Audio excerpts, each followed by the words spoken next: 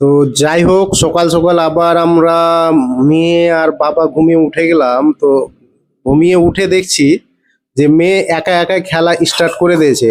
যেহেতু ও খেলারই নাই, একটা বোতল পেয়ে গেছে, সব সময় এই বোতলটাই জল খাবে আর এই বোতলটাতেই জল করবে, আর এই বোতলটাকেই নিয়ে খেলবে। ওর হচ্ছে এই বোতলটার সঙ্গে ওর সঙ্গী। এবং আমার দিকে হাত করছে যে কি দেখছি আমি খাচ্ছি, রাগেতে আমি ওকে ধরলাম না, তার জন্য ও রাগ করে একবারে বোতলটা চালিয়ে দিল জলের। তো যাই হোক, আমি বলতে চাইছি যে দুজনের ফ্যামিলিতে কতটা যে অসুবিধা হয় বা কতটা কি হয় আপনাদেরকে বলে বোঝানো যাবে না। মেয়েটাকে নিয়ে আমি সবসময় কিন্তু নিজের কাছে থাকি। তো সকাল সকাল ঘুম থেকে উঠে চা আর চাটা, এই তো যা দেখতে পেলাম আমরা সব নাস্তা করে নিলাম, করে টোরে মেয়েটাকে কোলে নিলাম, তারপরে ও কাঁদা স্টার্ট, তারপরে বলছে না আমি ওই রুটিগুলো খাবো। মানে ও কথা তো বলতে পারে না, সেরকম খেতেও পারে না, জাস্ট ও কিছু করে না, এমনি মুখ দেওয়ার মতো।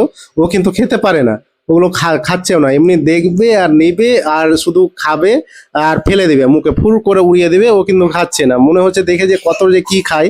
তো যাই হোক, মেয়ের সঙ্গে কখন যে কিভাবে যে টাইমটা কেটে যায় বুঝতে পারছি না। যার বাচ্চা আছে ওরা বুঝতে পারে ছোট বাচ্চা একটা কতটা কি। তো যাই হোক, খাওয়া দাওয়া কমপ্লিট করে আমি বেরিয়ে গেলাম বাজারের উদ্দেশ্যে। তো বাজার চলে গেছিলাম, বাজার থেকে আসলাম, এসে যা দেখতে পাচ্ছেন আপনারা মাছ, কচু আর এবং বেগুন টেগুন নিলাম, কিন্তু আমি কচুগুলোকে নিয়ে ঠকা পড়ে গেছিলাম, যেহেতু এই সময়ের কচুগুলো বিক্রি হচ্ছে না। তারপর বাজার করে তাড়াহুড়ো করে আমি চলে গেলাম সেলুনে, যেহেতু আজকে ছুটির দিন। আমি আজকে মানে ফ্রেশ ট্রেশ হয়ে টয়ে আবার কালকে থেকে ডিউটি যাব, যেহেতু কোর্টে যেতে হবে আমাকে কন্টিনিউয়াসলি।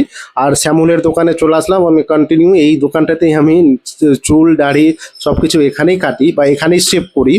কিন্তু পরিষেবাটাও ভালো দেয়, কিন্তু ছেলেটা খুব ভালো ভালো মনের, যা বলি করে নে। তারপরে এই যে শেভ করার পরে এরকম আমার লুকটা আসলো। তো দেখতেই পাচ্ছেন মোটামুটি কেমন লাগছে অবশ্যই কমেন্টে জানিয়ে দেবেন। তা সত্ত্বেও এবার কিন্তু মেয়েটা আমার ওর নানির বাড়ি কিন্তু সকাল সকাল রেখে চলে এসেছে, যেহেতু আমাদের এখানে রান্না বান্না ওকে ধরার মতন কেউ নাই, ওর নানির বাড়ি সবাই রয়েছে। তার জন্য মেয়েটাকে নিয়ে আমার বাইক নিয়ে নিয়ে নিলাম, বাইক নিয়ে আমি বেরিয়ে পড়লাম মেয়ের কাছে। এবার যেতে যেতে আমি সামনে গিয়ে দেখছি যে যেহেতু এটা রাস্তাটা কাঁচা, ওই যে রাস্তাটা প্রচুর আর এটা স্লিপ করছে, মানে ওটা দিয়ে মানে যেহেতু এটা হচ্ছে মানে আঠা জাতীয় মাটি, আর ওখানে চাকা নামা পর্যন্ত স্লিপ করে। তো ও গেলাম, যাওয়ার পরে ওর নানির বাড়ি থেকে ফেরার সময় মেয়েটা দেখতে পাচ্ছেন ওর কতটা অ্যাটিটিউড, মানে মোবাইল দেখবে মানে রাস্তাতেই। তার মধ্যে এই যে মাঠটা, এটা কিন্তু মাঠ না, এটা কিন্তু নদী। এই নদীটারও একটা কাহানি আছে বিশাল বড়। এখন নদীর মুখে বাদ দিয়ে দিয়েছে বলে নদীটা গতিহীন হয়ে পড়েছে।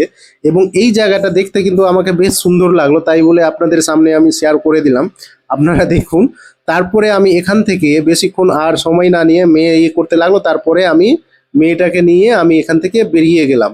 এবং যাওয়ার পরে দুপুর যেহেতু হয়ে আসলো, আমি যেহেতু প্রচুর খিদা লেগেছে, রান্না টান্না হয়েছে আর মাছ আর কচুটা হয়েছে। তো প্রথমে তো বললাম যে কচুটা কিন্তু একটুও সিদ্ধ হয়নি, মানে এই কচুগুলো কিনে আমি মানে ঠগা পড়ে গেলাম। এই মুহূর্তে কেউ কচু আপনারা কেউ যারা মনে ভাবছেন কচু খাবো, না খাওয়াটাই ভালো, যেহেতু ঠিকঠাক ভাবে সিদ্ধ হচ্ছে না। আর যার কাছে কিন্তু ওদেরও দোষ না, অবশ্য ওরা আর কিভাবে জানে যে কি ওদের এগুলো কচু সিদ্ধ হয় না। তবুও নিয়ে নিলাম, যেহেতু টেস্ট, আমি মাঝে মধ্যে কচুগুলো খাই। কিন্তু তার মানে মাছ আর কচু আর আমরা দিয়ে যে রান্নাটা করেছিল, কিন্তু রান্নাটা কিন্তু খুব টেস্টফুল হয়েছিল। একটু যদি কচুটা সিদ্ধ হতো তাহলে আরো খেতে কিন্তু সুস্বাদু লাগতো। তো যাই হোক, বাড়িতে আমাদের সবার জ্বর, বুঝতেই পারছেন, একটু সবাই খক খক করছে। মেয়েগুলো কাশিতে, আমার মেয়েটাকেও একটু জ্বর, সারা সারা রাত জ্বর হচ্ছে। আমি খাচ্ছি, আপনারা একটু করেন। এবং যারা হয়তো আমি নতুন আছি, যারা একটু ভিডিওগুলো দেখছেন আমার আমার অবশ্যই আপনারা একটু ফলো আর সাবস্ক্রাইবটা অবশ্যই করবেন, লাইকটাও করে দিবেন। কেননা আপনাদের জন্য আমি কত করে ভিডিওগুলো বানাই, যেহেতু আপনাদের লাইক এবং ভালোবাসা পাওয়ার জন্য। তো অবশ্যই আপনারা ভালোবাসা আমাকে দেখাবেন।